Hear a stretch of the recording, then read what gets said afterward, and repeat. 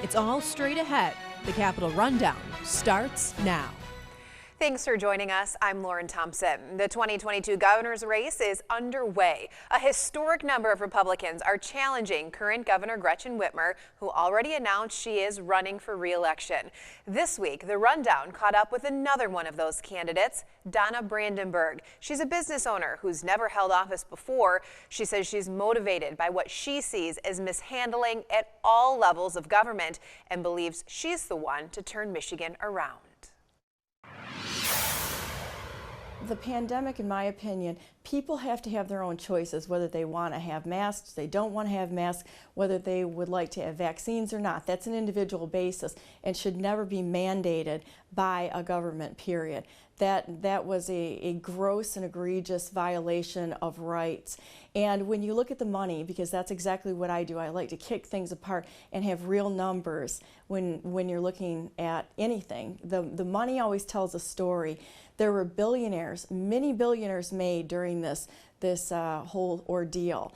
And when you look at really do an analysis of it, it was a economic warfare that was waged on this state. What was really the quick end to this whole process was election failure. We had at a minimum a 15% failure rate just in the amount of votes cast by, there was a disparity. The amount of votes cast by, in comparing it to the amount of registered voters, there was a plus 15% error margin, full stop. A 0.5% would be acceptable, but a 15+% on that one issue enough should have dead stopped the election, and the whole thing should have been redone and never certified. A lot of problems with the qualified voter files. There was my daughter, I have a special needs daughter. She received a ballot and all the election stuff in the mail. So the fact that she never registered to vote and she got a ballot in the mail tells me we have a large problem. You hear a lot of talk about the budget. The budget.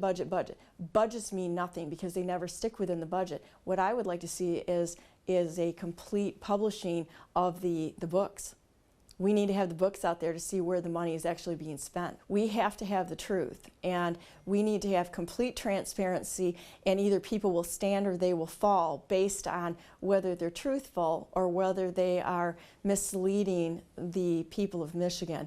The people of Michigan should be in charge, not the politicians. The politicians are there to represent the people in a republic form of government, and that is nowhere, we are not anywhere near what that's supposed to look like.